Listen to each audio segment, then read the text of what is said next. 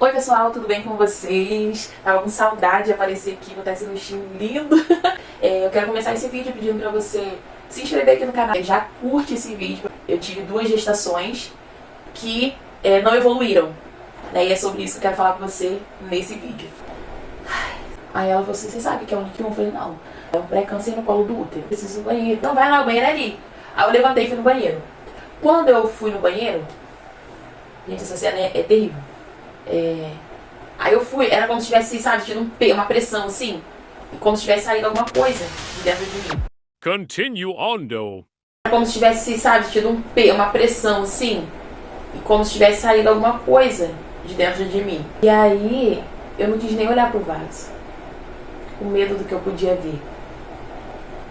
E ali eu acredito que, aí eu já peguei, já apertei a descarga e me limpei, né, e voltei pro quarto. E aquilo, sabe, chorando muito, porque depois daquilo dali as dores deram uma diminuída, né? E porque depois que colocaram o comprimido, eu sentia muita dor e me deu essa vontade de ir no banheiro. O correto era a enfermeira ter ido me acompanhar, né? Pra poder, mas eu fui sozinha, aconteceu isso tudo. Aí foi de madrugada, eles me levaram pra poder fazer a curetagem. Quando eu cheguei lá pra fazer a curetagem, eu tava sentindo muito frio, assim, me tremendo todo, sentindo muito frio, tava gelado. E eu falando com o médico, vendo, sabe, eu tava muito estranha. E aí eu só conseguia lembrar de um louvor, né, e que agora eu não vou lembrar qual era o louvor, mas eu comecei a louvar um hino naquela hora, assim, veio aquele hino na minha cabeça.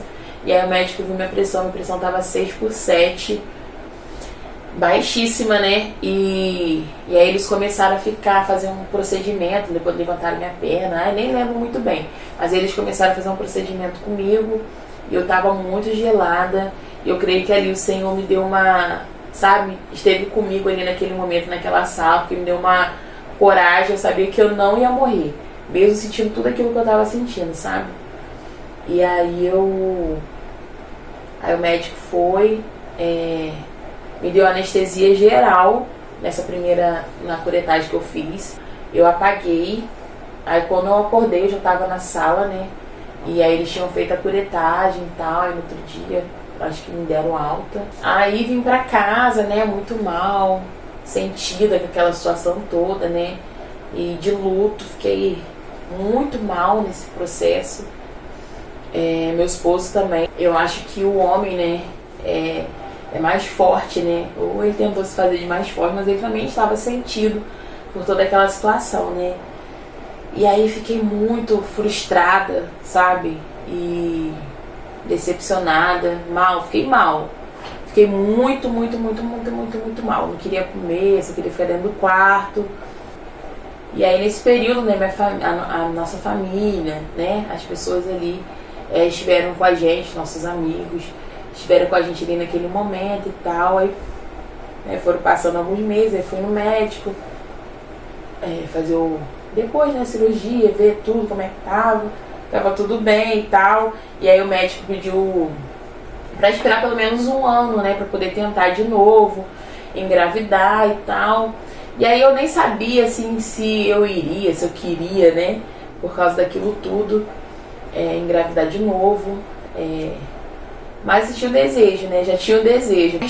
Isso foi em 2017. Aí, quando foi julho de 2018, quase uns 7 meses depois, aí eu descobri que eu tava grávida de novo. Aí eu já não tive mais esse pique de estar fazendo, devido, né, a todas aquelas circunstâncias. A gente decidiu não fazer aquela surpresinha, sabe, pra nossa família. Pelo contrário, aí a experiência já foi outra, né? O receio de contar e dar errado de novo, né? De frustrar os nossos familiares, a nós mesmos, né? E o receio, a gente já ficou com um pouco de receio de poder contar dessa gravidez. Aí tem aquela, espera os 3 meses pra poder contar e tal, né? E aí a gente decidiu fazer assim, né? Esperar pra poder contar, contamos só para algumas pessoas, assim, bem próximos, nossos pais, né, nossos irmãos, nossos pastores e só. Ficamos assim, né, guardando esse segredo entre a gente. E aí, né, fiz o teste, tudo, pá. Aí fui pra fazer a ultrassom. Quando eu cheguei pra fazer a ultrassom, já tinha algo diferente da outra, né, da primeira ultrassom. Sempre que aquele medo, assim, lá no fundinho tinha aquele medo, né, aquele receio. Ai, Senhor, de novo não permita, né. A primeira coisa que a gente fez quando a gente descobriu que nós, né, estávamos grávidos de novo, a gente orou, pedindo pra Deus deixar esse bebê com a gente, sabe? A gente falou, a gente crê, Pai, que é a promessa do Senhor se cumprindo e tudo, sabe? Entregando aquele bebê pro Senhor, a gestação e tal. E fizemos o que a gente tinha que fazer, né? E fomos no médico, e aí o médico passou, né, a ultrassom, aí fomos fazer a ultrassom. Chegamos lá, já tinha algo diferente da outra gestação, no visorzinho lá do médico, que já tinha evoluído um pouco a semana, estava de 6 para 7 semanas. 6 para 7? 7 para 8 semanas. Tinha de 7 para 8 semanas, quer dizer, quase 2 meses já, né? Diferente da outra, que já deu uma esperança pra gente, mas ainda assim não tinha o embrião dentro do saco gestacional, né? O que eles chamam de ovo cego. Né, o saco gestacional sem o embrião eles chamam de ovo cego. E aí aquele médico falando isso, né? Aqui na minha cidade, né, tem pelo SUS tem um médico que faz o exame lá da ultrassom, né, pela maternidade. Todo mundo reclama muito dele, porque ele é muito seco, sabe? Ele é seco, chega a ser até grosso às vezes, né? E aí ele falou, não tem nada aqui não tem nada. O saco gestacional tá vazio, provavelmente você vai ter que refazer essa ultrassom. E eu já sabia, né, que poderia vir a acontecer, porque eu já tinha passado. Aí eu falei, não, doutor, eu já passei por uma gestação assim, expliquei pra ele, falei, então pode ser que tenha acontecido de novo. E aí a gente saiu dali daquela sala assim, destruídos, né, eu e o Thiago muito, e querendo crer, mas as circunstâncias todas diziam pra gente que não. E a gente crendo que Deus podia e pode fazer um milagre. E fomos para casa e compartilhamos com quem tinha que compartilhar e começamos a orar de novo. E aí o que aconteceu? Eu comecei a ter o sangramento novamente. Só que dessa vez foi um sangramento maior, sabe? E muita cólica, muita dor. Só que eu não queria falar para as pessoas que eu estava tendo aquele sangramento. Eu queria muito ter aquele bebê. Eu achava que eu ficar, né, orando e tudo, e dentro de casa sem falar pra ninguém, Deus podia, né, ouvir minha oração e deixar aquele bebê vir, sabe? E aí eu não quis falar, compartilhar com ninguém que eu tava tendo sangramento, nem com o Thiago falar. Aí fiquei uns dias assim, perdendo sangue, aí, até que o sangramento aumentou muito, assim. E aí eu lembro que foi assim, um dia, eu passei a tarde toda, tava tendo alguma coisa que agora eu não lembro. Não lembro. Sei que eu morava do lado da casa da minha irmã nessa época, eu morava do lado da casa da minha irmã. E aí eu passei a tarde inteira tomando, embaixo da água quente, no chuveiro. E sangrando muito. Aí a minha irmã foi lá em casa e falou, Nega, vamos pro médico. Eu falei, não quero ir pro médico. Eu não quero. E eu já tinha ido no médico, e o médico já tinha passado, né, o Ultragestan. Eu gastei muito dinheiro com o Ultragestan. Muito. E aí, falei, não, vai dar certo, meu irmão, vamos pro médico. Eu falei, não vou pro médico. Aí tava minha cunhada, tava na minha casa nessa época, né? Acho que era férias, sei lá, não sei, não lembro. Sei que ela tava lá em casa, não sei se foi passar um final de semana. E aí, eu sangrando muito. E no chuveiro, aí minha cunhada foi, botou uma cadeira pra mim sentar debaixo do chuveiro. E que eu tava já ficando fraca, não tá? Minhas pernas estavam muito fracas. E muito sangue, são placas assim, sabe, de sangue. Acho que já tava descendo tudo assim, né, que é uma placenta, não sei, as coisas que tem dentro. E aí minha irmã voltou assim, revoltada. agitada, porque eu ainda tava dentro do chuveiro, tipo, horas, eu fiquei horas debaixo daquele chuveiro.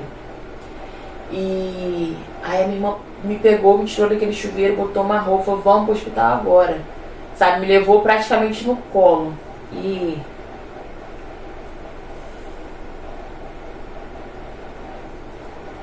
se ela tivesse tomado essa atitude, eu não sei. Sinceramente, eu não sei não sei o que teria sido.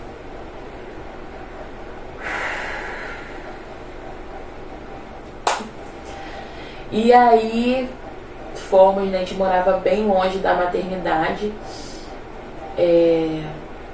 Fomos pra maternidade. Aí botaram no carro, fomos.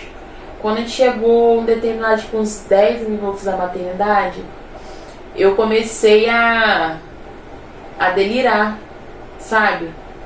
Eu comecei a ouvir a voz do Thiago e da Chalu muito longe, da minha irmã e do meu esposo. Muito longe. Aí eu falava assim, tentava falar. Eu acho que vou morrer. Eu tava sentindo as coisas muito esquisitas, sabe? Eu tentava falar, me ajuda. As palavras não saíam, a voz deles, sabe, ficando mais longe. E eu falava assim, ai.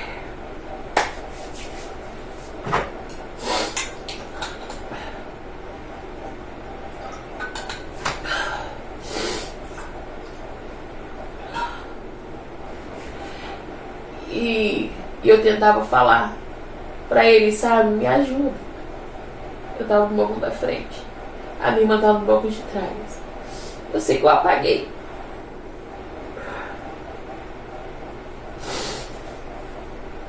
Eu apaguei. Até hoje eu lembro o local que foi. Eu apaguei. E sei, quando eu voltei, eu já tava na cadeira de rodas no hospital. As pessoas me levando. E aí minha irmã subiu comigo pro hospital. E eu tava muito fraca, muito debilitada. Eu tinha perdido muito sangue. Muito sangue mesmo. E aí me botaram numa maca. E a minha irmã ali comigo, sabe? Em cima dos médicos. Os médicos faziam alguma coisa. E aí eu sentia que eu tava morrendo, sabe? Eu tinha perdido muito sangue. Eu sentia que eu tava muito fraca. Eu falava, minha irmã negra, eu não quero morrer. Ela, você não vai morrer, para de falar besteira. E aí eu peguei e falei, Senhor, me dá um sinal de que eu não vou morrer. O Senhor tem promessa na minha vida. Você não vai deixar eu morrer assim aqui. E aí a minha irmã tinha ido falar com a médica, buscar uma médica, porque eu tava, tipo, toda hora eu desmaiava, sabe? Ficava fraca, apagada, voltava. E ela tinha ido na médica e eu peguei e falei com o Senhor não vai deixar eu morrer aqui assim. O Senhor tem um propósito na minha vida, o Senhor. E aí quando eu olhei pra parede assim, eu vi um rosto, sabe? Eu tinha uma foto. Eu fiquei, não, eu devo estar delirando, sabe? Eu vi um rosto assim, como se fosse um anjo. Na parede, Deus falou assim no meu coração, eu estou contigo. Eu sou contigo. E aí eu olhava pra a parede assim na minha frente. E eu falava, amém, Senhor, amém. Me ajuda, sabe? Me ajuda. E aí eu ficava com meus olhos fixos assim naquela imagem que eu tava vendo, naquele rosto que eu tava vendo ali naquela parede. E aí nisso veio uma enfermeira com a minha irmã. Eu senti, sabe, a presença de Deus ali naquele quarto, sabe, me dando esperança de que eu ia ficar bem, de que aquilo ia passar. E isso sangrando, perdendo muito sangue. E aí minha irmã entrou com a enfermeira, e a enfermeira falou assim, você consegue levantar? Tem como você levantar pra me botar na cadeira de rodas? Eu acho que ela queria que eu fosse andando até a sala pra fazer a curetagem. Aí eu falei, consigo. A minha irmã, não, ela não consegue. porque eu tava muito fraca, né? E aquela enfermeira, ela viu que eu tava muito fraca, né? Mas foi uma enviada do cão mesmo pra poder me mandar. Não, ela não vai ficar em pé. Eu falei, não, nego, eu consigo. Ela, você não consegue ficar em pé. Eu falei, não, eu consigo. Só que de fato eu não conseguia, eu tava muito fraca. E aí, quando eu levantei da maca, né, com muita dificuldade, muito devagar, quando eu coloquei meus pés no chão, eu caí de novo. E aí minha irmã começou a gritar com a enfermeira, brigar com a enfermeira. Pô, você é maluca, eu falei que ela não conseguia, né? E a enfermeira, não. Aí antes a enfermeira até brincou, uma mulher desse tamanho consegue, claro que ela consegue ficar em pé. Só que ela não sabia, né, o tanto de sangue que eu já tinha perdido, tudo que eu tava passando, quanto tempo eu tava perdendo, quantos dias, né, eu tava perdendo sangue. E aí ela pegou, aí chamou um outro maqueiro, não sei, e me colocaram numa cadeira de roda e me levaram pra poder fazer a curetagem, né? Aí eu lembro que já me deram uma anestesia aqui, né, hack, né, que eles chamam. E aí eu tinha muito medo dessa anestesia, né, porque fala que se você se mexer pode perder os movimentos. Eu tinha muito medo dessa cirurgia. E aí eu peguei e fui lá pro centro cirúrgico. Minha irmã não pôde ir comigo, mas o Senhor, ele esteve ali comigo, sabe? Me trouxe uma paz. Deus ali naquele centro cirúrgico, ele trouxe uma paz. E assim, eu sentia eles mexendo, fazendo a curetagem, que é uma raspagem. Eu sentia aquilo dentro de mim, mas eu não tava com medo, porque eu sabia que o Senhor estava ali comigo, segurando a minha mão. Eu sentia a presença, sim, real de Deus ali comigo, sabe? Eu sentia que eu não estava sozinha. E ali eu fiz aquela curetagem, voltei pro quarto, fiquei, né, lá os dias que tinha que ficar e voltei pra casa. Dessa segunda vez eu já fiquei bem mal, sabe? O pós foi pior do que a da primeira, porque eu me sentia não envergonhada, mas não sei a palavra certa, mas eu me sentia muito mal. E dessa vez eu não queria mais ir na igreja, sabe? Eu fiquei até mal, assim, porque muitas pessoas da igreja que eu congregava não foram me visitar, né? Na verdade, pessoas que eu esperava que fossem não foram, né? E algumas pessoas foram. Eu sou muito grata, sabe? Essas pessoas que foram, levaram uma palavra pra mim, sabe? De fé, de esperança, mostraram que estavam ali comigo. E a minha família o tempo todo ali comigo, do meu lado, o Thiago. Nossa, foi assim, um período muito difícil, mas foi igual ao primeiro, né? De muito cuidado, principalmente da minha família, né? Que é o que estava mais perto, mas a família do meu esposo também, o tempo todo ali, bem solícito, sabe? E junto com a gente, né? Ainda que longe, porque eles moram distantes. Mas eu fiquei muito, isso mexeu muito comigo. E assim, aí ali eu fiquei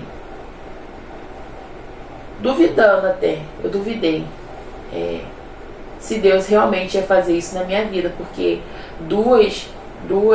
perder duas gestações, eu falei, Senhor, tipo, que Deus é esse, né? Mas eu sabia que Ele é o Deus, mas só que quando você passa por uma experiência dessa, muitas das vezes você se questiona, sabe? Se Deus realmente vai fazer na sua vida, será que aquilo mesmo era pra mim? E esse tipo de questionamento que estava na minha cabeça naquela época, né? E aí eu fui me afundando nisso, ficando muito triste. Eu queria ficar dentro do quarto, queria comer dentro do quarto, banho, assim. Eu acredito que eu não estava na depressão, estava numa tristeza muito grande, muito profunda. Não foi uma depressão, mas foi uma tristeza muito profunda, assim, de questionamentos muito sérios, né? E aí meu esposo pegou firme ali comigo o tempo todo, me motivando, né, a não desistir daquilo que Deus tinha para nossa vida. Ele ia para a igreja, eu ficava em casa, ficava com a minha irmã ali, né? Sempre alguém ficava comigo. Mas eu não queria ir, queria ver as pessoas, com vergonha até das pessoas. Eu sabia que ninguém ia me julgar, né? Mas eu tava me sentindo assim. E aí eu comecei a procurar os médicos, né? Aí fui para poder entender o que estava acontecendo, depois de algum tempo, né?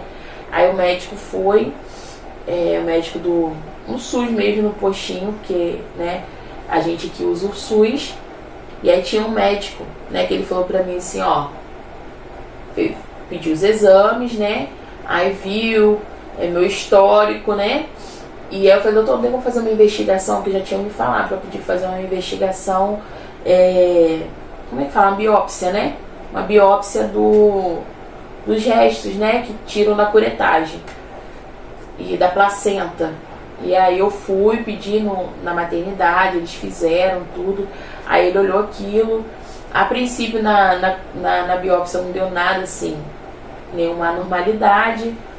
Aí eu vou ter como fazer uma investigação genética, né? Ele falou, não, porque a investigação só se faz depois da terceira perda.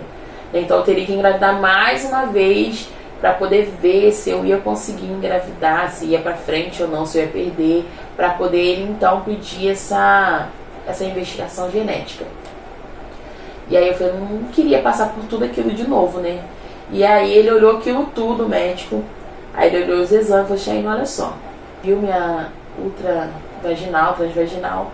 Aí falou assim, deixa eu falar uma coisa, pra você engravidar é muito difícil. Aí viu a questão sanguínea também minha, do Thiago, tudo. E aí ele falou que não era, que pra eu engravidar eu só conseguiria engravidar através de uma inseminação artificial. Porque provavelmente ou o espermatozoide do Thiago tinha algum problema, sabe? Questão genética, aí tinha que investigar ele. E só através dessa investigação genética que depois da terceira perda. E não tinha como. E aí ele falou, eu falei, então, filho, impossível. Porque, né, infelizmente, financeiramente, naquele tempo, eu ainda não poderia arcar com as despesas de uma fertilização, né? E mesmo assim, não era garantido de gerar, né, ir pra frente, da gravidez ir pra frente. E aí eu fiquei muito triste, muito decepcionada, que ele falou que praticamente eu não ia conseguir engravidar de novo. Só a única possibilidade seria essa, mas também poderia acontecer da gravidez não evoluir. E eu saí daquela consultória ali muito triste, muito decepcionada. Muito triste mesmo. E assim, as minhas orações, eu já não tinha mais alegria de viver, olha. Eu não tinha mais, não é a alegria de viver. Eu já não enxergava mais graça na vida, porque quando eu vi o Thiago brincando com uma criança, aquilo mexia muito comigo, sabe? Mexia numa área muito sensível minha, que ainda estava bem recente. Eu vi assim nele o desejo, sabe? Porque ele era doido pra ser pai, né? Ele ama a criança. E eu queria, eu falei, nossa, eu vi ele brincando com o filho dos outros, nossa, ali, pai, falava com Deus, né? Poxa, pai, podia ser o nosso filho, sabe? Eu nunca vou conseguir dar um filho pro meu marido.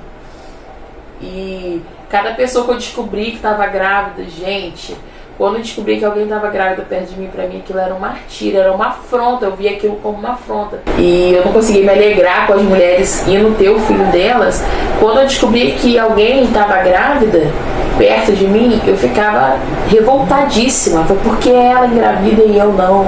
Por que ela tem direito e eu não? Olha, questionando a soberania de Deus, né? E quem sou eu para questionar os planos de Deus, né? E aí nesse meio tempo uma pessoa bem próxima de mim engravidou, e aí aquilo me deixou destruída, sabe? Nossa, assim, poxa, eu sou casada, eu tenho, sabe, faço tudo certinho, meu Deus, assim, como se fosse por merecimento, né? As coisas que não é por merecimento, não é porque eu sou boazinha, não. E eu falo, poxa, eu faço tudo certinho, sou casada, não consigo ter filho. Agora essas meninas aí que fica, né, tem a vida toda assim, julgando as pessoas, coisa feia, né? Tem a vida assim, tem a vida assado, e engravida facinho, né? E eu, né, a princípio faço tudo certinho, não consigo, né? Passei por tudo isso. Poxa, por que o Senhor está fazendo eu passar por tudo isso agora? Poxa, Senhor, tem misericórdia de mim, né? E aí, algo assim muito, muito interessante é que eu pude perceber o quanto eu era egoísta, sabe? porque eu só pensava em mim, né, no meu bem-estar, naquilo que era bom pra mim, né, eu não conseguia ver, me alegar com as coisas do outro, né? E isso às vezes acontece na nossa vida, não só em questão de gravidez, mas quando a gente está esperando algo há muito tempo da parte do Senhor e Deus não faz, e quando Deus faz na vida do outro, será que a gente consegue se alegrar com isso? Será que qual que é a nossa reação, né, diante dessas coisas, né? Isso diz muito sobre a gente, né? De como a gente está na presença de Deus, na nossa fé, daquilo que a gente acredita realmente, se a gente está firmado em Deus ou não. E eu pude perceber, né, tempos depois, porque na época não tem como, eu falava, não, Deus tem um propósito nisso tudo, mas quando acontece, a gente não entende, na verdade a gente não quer nem entender, né? Quem passa por uma perda sabe o quanto dói, o quanto é difícil, porque é algo que você tava ali, sabe? Tava ali dentro. E aí você já faz planos. E quando esses planos, nossos planos são frustrados, a nossa reação é se revoltar, né? É questionar, muitas das vezes eu não sei se você é assim, mas comigo foi assim, né? E Deus, eu passei por isso, foi por permissão de Deus, para que Deus trabalhasse algumas coisas em mim que precisavam ser trabalhadas, né? A questão do egoísmo, e eu perceber também que eu não estava tão alicerçada assim em Deus, né? Porque se eu tivesse alicerçada, Deus é soberano sobre todas as coisas. Eu ia sentir, claro, que a gente é ser humano, mas eu não ia questionar os planos de Deus. Eu não ia, sabe, colocar em xeque aquilo que Deus é, o que Deus deixa de ser, porque eu sei que Deus é soberano e em todas as coisas Deus tem algo para poder nos ensinar, nos instruir, e naquele período Deus sabia do que eu precisava. Naquela época eu não entendi, eu fui entender bem depois, né? Bem anos depois que eu fui começar a entender qual os planos de Deus para mim, o porquê que Deus, né, permitiu que eu passasse por isso tudo. Foi pra gente amadurecer, pra gente crescer, eu como pessoa, eu e Thiago como casal. Isso uniu a gente mais, sabe, em amor, em companheirismo, em parceria, e tudo isso fez parte do plano de Deus pra minha vida, né? E aí eu fui nesse médico e aí ele falou isso, aí depois eu fui, aí trocou, né? Trocou os médicos, né? Esse médico saiu do meu módulo e aí entrou um outro médico e eu fui levar o resultado preventivo que o médico tinha pedido, e quando eu cheguei lá era esse outro médico. E sim, ele é um médico excelente, excelente, excelente, excelente.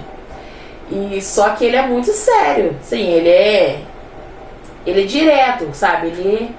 Ele fala o que tem que falar e a gente também fantasia, né? Por causa da minha situação, já estava debilitada, estava, né, querendo alguém que massageasse meu ego, né? Me vitimizando também até, né? Porque eu me vitimizava bastante. E aí ele era um médico sério, mas isso não coloca em pauta, né? O profissionalismo dele, é um ótimo médico. E aí ele pegou, viu os resultados do meu exame e falou: Cheyenne, filho, vou te falar uma coisa. Tô vendo aqui seu resultado de exame. Tudo isso, né, que eu levava tudo, né?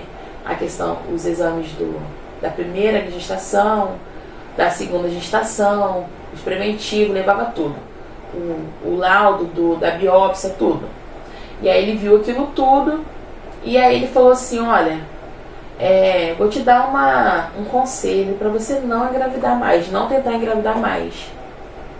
Por quê? Pode ser que você não consiga engravidar. Estou sendo bem sincero com você. Pode ser que você não consiga engravidar mais. E isso não vai te fazer bem. Ele falou essas palavras, diferente do outro médico, né? Pra poder me poupando, querendo poupar na minha parte psicológica, sentimental, sabe? E aí ele me deu esse conselho: ó, então eu te aconselho a não tentar engravidar. Eu vou te passar uma transvaginal pra você fazer, porque tá na época já de você fazer. E aí, mas não tenta. pelo menos por um tempo, um bom tempo. Se eu fosse você, não tentava. E aí, tá, saí daquele consultório, triste, né, mais uma vez. E conversei com o Thiago e tal, que o médico tinha falado. E aí o Thiago não aceitou aquelas palavras. E falou, não, Deus prometeu, Deus vai dar e tal. Mas aí eu já não sabia mais se eu queria. Eu queria, mas não queria. Eu não queria passar por tudo aquilo de novo. Mas eu queria engravidar e ser mãe. Você me entende? E aí fui fazer a transvaginal. E também o médico que fez minha transvaginal nessa época, gente, é um médico maravilhoso. Aí eu fui pra consulta, já tinha ouvido falar desse médico, mas até então eu não conhecia. Ele foi fazer, fez o exame, durante o exame mesmo ali, ele fazendo. Aí ele falou assim, minha querida, tô vendo aqui o seu ovário micropolicístico, não lembro se era o direito ou se era o esquerdo. Policístico, sabe o que isso pode causar e tal, ele foi me explicando, dificuldade para engravidar, e eu comecei a chorar. Muito bem sensível, né? Falar esse assunto de gravidez, eu vi a possibilidade de não gerar, já começava a chorar. E ele, por que você tá chorando, minha querida? Calma, respira, pega uma água. Eu pedi pra assistente dele pegar uma água pra mim. E aí eu bebi a água, me acalmei, respirei e falei, doutor, porque eu queria muito engravidar. Aí expliquei pra ele o meu histórico todo, pra todo mundo falava, né? Tudo que aconteceu comigo, as perdas e tal. E aí ele falou assim, calma, isso não é o fim do mundo, isso dá pra você tratar, você vai engravidar, você ainda vai voltar aqui, ainda vou fazer a ultrassom dos seus bebês. Aí eu falei com ele assim, sério doutor, é possível? Ele, é possível se você vai engravidar. Não aceita isso não. Sabe, aí me deu uma injeção, sabe? De ânimo. Eu lembro que isso aconteceu no dia 4 de outubro de 2019. E aí eu saí dali, aí falei, amor, o médico falou, tem como, a gente pode engravidar, a gente vai engravidar, que ele ainda falou que ainda me liberou a palavra, ainda profetizou que ele vai fazer ultrassom dos nossos bebês. A Thiago, eu tô te falando e tal. Aí saí dali daquela consulta, uma pontinha de fé, né? E aí fui levar o resultado pro meu médico, né? Mesmo ver e tal. Aí ele pegou, viu, constatou lá o ovário micropolicístico e falou assim, aí eu falei que ele falou que podia passar um remedinho que ia ajudar, né? Aí eu vim pra casa, né, e começamos a direcionar nossas orações para esse fim, né? Que Deus mudasse o quadro, que Ele pudesse nos fazer gerar, ter um filho, né? E aí isso foi outubro, início de outubro. E quando foi no mesmo mês, tinha um congresso de aniversário, né? Uma festa de aniversário na igreja que nós congregávamos. E a gente estava envolvida ali, né, na organização, ajudando os nossos pastores e tal.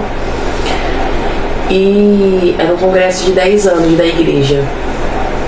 E eu lembro assim, perfeitamente. No primeiro dia desse congresso, Deus usou uma pastora, para poder vir liberar a minha cura, sabe? Liberar as palavras certas para mim naquele dia.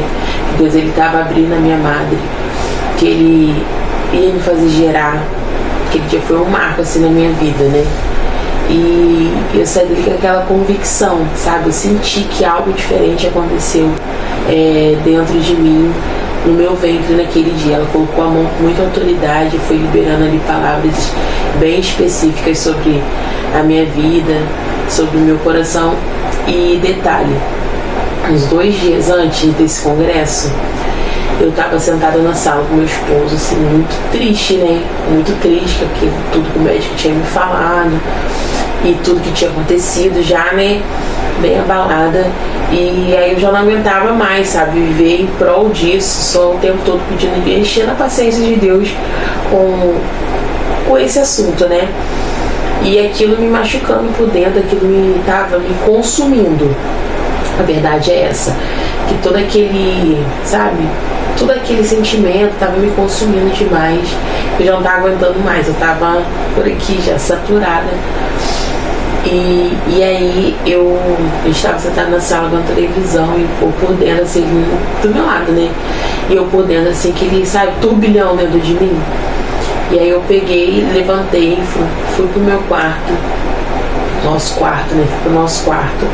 E aí cheguei lá, ajoelhei, eu ouvia muitas pregações, assim, aonde eu ia Deus falava muito comigo, né? Em relação à maternidade, né? E tudo, e eu já não aguentava mais ouvir isso. Quando alguém ia falar comigo sobre isso, né, que Deus ia me dar filhos, aquilo me machucava, porque não acontecia, né, só eu sabia os sentimentos que tinham dentro de mim, e aí eu já não aguentava mais viver com aquilo, né, e aí eu fui pro meu quarto, ajoelhei e comecei a chorar, sabe, Ana, mãe de Samuel, que fala lá em 1 Samuel, aquele cântico de Ana, né? E quando Ana vai ao templo e suplica, né, a Deus que desse a ela filhos, porque ela já não aguentava mais, né? Penina, né, zoando ela, humilhando ela, porque Penina tinha vários filhos e Ana não conseguia dar um filho para Eucana, né, que era o esposo dela. Isso, mesmo Eucana amando demais, né, ela não se sentia realizada, porque ela não conseguia dar filhos pro marido dela, né? E aí ela foi, né? Anualmente eles subiam pro templo, né? Eles iam lá entregar suas ofertas. E aí, nesse ano específico, Ana foi e derramou diante do Senhor todas as suas mazelas. E eu estava dando mal para ela ali, e ela chorando, e sabe, um pouco só mexia, mas não saía som. A palavra de Deus fala sobre isso, né?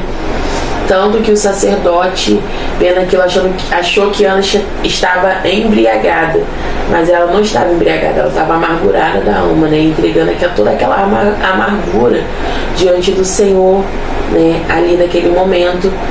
E aí ela fala com Eucana, né? Que ela não estava embriagada, que ela só estava derramando tudo aquilo diante do Senhor. E aí, né, ali naquele quarto, eu fiz como Ana, né, uma passagem da Bíblia que eu gosto muito, e Deus sempre falou muito comigo, assim, depois que eu tive essas perdas, nessa passagem, 1 Samuel, capítulo 1, versículo 9. Diz assim: após terem comido e bebido em Siló, estando ele, o sacerdote, sentado numa cadeira junto ao pilar do templo do Senhor, levantou-se Ana e com amargura de alma orou ao Senhor e chorou abundantemente e fez um voto dizendo: Senhor dos exércitos, se benignamente atentares para a aflição da tua serva e de mim te lembrares e da tua serva não te esqueceres, e lhe deres um filho varão, ao Senhor o darei por todos os dias da sua vida, e sobre a sua cabeça não passará navalha. Demorando-se ela no orar perante o Senhor, passou Eli a observar o movimento dos lábios, porquanto Ana só no coração falava, seus lábios se moviam, porém não se lhe ouvia voz nenhuma. Por isso Eli a teve por embriagada. Ele disse: até quando estará tu embriagada? Aparta-te de ti esse vinho. Ana, porém, respondeu: não, Senhor meu, eu sou mulher atribulada de espírito, não bebi nem vinho nem bebida forte, porém venho derramando a minha alma perante o Senhor. Não tenhas, pois, a tua serva por filha de Belial, porque pelo excesso da minha ansiedade e da minha aflição é que tenho falado até agora. Então respondeu-lhe Eli: vai-te em paz, e o Deus de Israel te conceda a petição que lhe fizeste.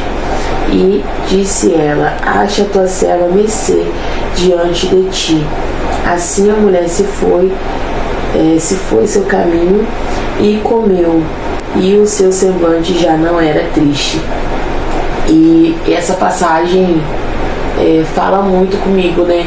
Porque nesse dia em específico eu fiz exatamente como Ana, sabe? Eu e o Thiago, a gente tinha tava ali na sala, eu me levantei e fui porque eu não aguentava mais falar sobre o assunto, né? Isso tava me deixando perturbada de espírito, de alma, com muita ansiedade, trazia muita ansiedade ao meu coração, não crise, mas ansiedade daquela, sabe, preocupação, ficar pensando o tempo todo como vai ser, se vai ser, sabe?